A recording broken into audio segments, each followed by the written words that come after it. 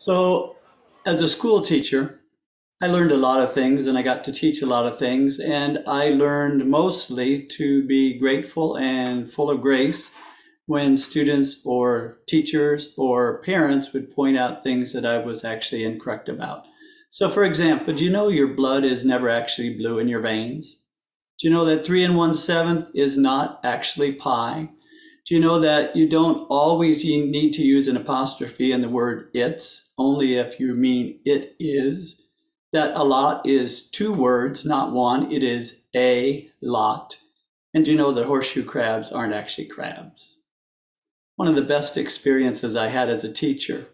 Many times I got to take the students to Cape and Lopen, Delaware. We'd go to the bay and to the ocean and learn about mole crabs and about salt marshes and about the red knots that migrated through there. And we even went on dolphin trips out on the boats to see the dolphins. But my favorite thing was teaching about horseshoe crabs. Do you know that horseshoe crabs have been around for at least 280 million years? That they come out of the ocean in May on the high tides. They come out at night. The female comes out. She uses her pusher legs to push her way up through the sand. It looks like she's making a track of a little miniature tank coming up out. And that the males have little boxing glove claws that they use to hang on the back of the bigger females. And she pulls them up to the high tide mark. And then she digs a hole in the sand and drops in a couple thousand eggs. The males fertilize it. And then they all try to go back in the ocean before the sun comes out the next day. And do you know that horseshoe crabs, their tails do not have stingers? That you can hold them by their tails and it won't hurt you? All of those things I got to teach the kids, and it was wonderful. We were standing by the ocean one day on one of those trips, and one of my favorite students came up to me and he said, "Mr. Yoder, I just want to thank you." And I was like, "Oh, for what?" He said, "The ocean. I read about the ocean. I saw the ocean on TV. But Mr. Yoder, I never saw the ocean. It's awesome." And I admitted I cried.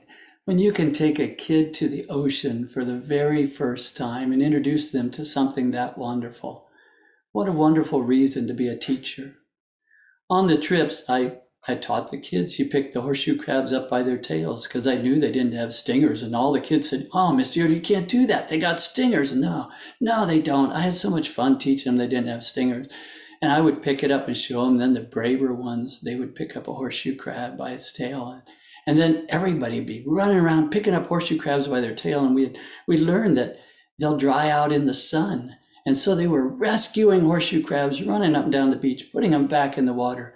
I felt great. The kids felt great. We knew that horseshoe crabs are declining rapidly. We did our part to help Mother Nature. One of the things I really wanted to do was to go down to Cape and Lopen in May at nighttime at the high tide to watch the crabs come up out of the water.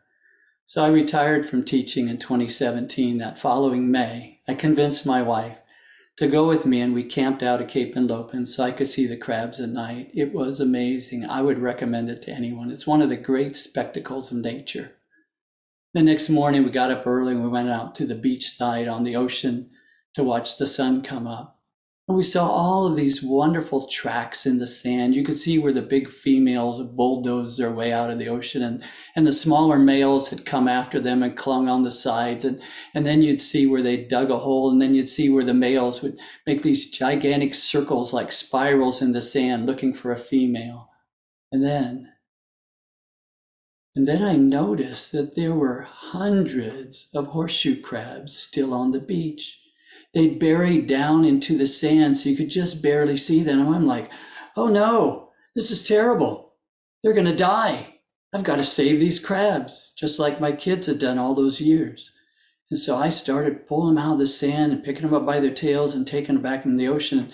And my dear wife, who actually is much wiser than I, she's like, "Daryl, these horseshoe crabs have been here for 280 million years. I think they got this covered." "No, honey, you don't understand. The red knots, they migrate through here. They depend on their eggs. If there's no horseshoe crabs, there'll be no red knots. We've got to save them. I mean, there's pollution and development along the shores." And she made me stop when I got to 100. that day on the way home, we stopped at Slaughter Beach.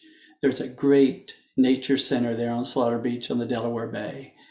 And my wife very nicely and very kindly did not tell the ranger what I'd been doing, did not tell the ranger what I taught the kids, but instead she asked, so when you see a horseshoe crab up on the beach, what should you do? And the naturalist said, nothing. They're fine. They've adapted. They've learned how to dig into the sand. Now, if you see one that's turned over, you carefully pick it up by the side of the shell and turn it back over, but don't use the tail, because if you pick up a horseshoe crab by the tail, you're going to injure it. It won't be able to swim properly. I don't know how many of you have had that awful, awful sinking feeling in your gut. And as a teacher, I don't care as a teacher if you believe that your blood in your veins is blue. I don't really care. I don't really care if you spell the word a lot as one word, A-L-O-T, instead of making it two words, a lot. I don't care if you think that the actual value of pi is 3 1/7.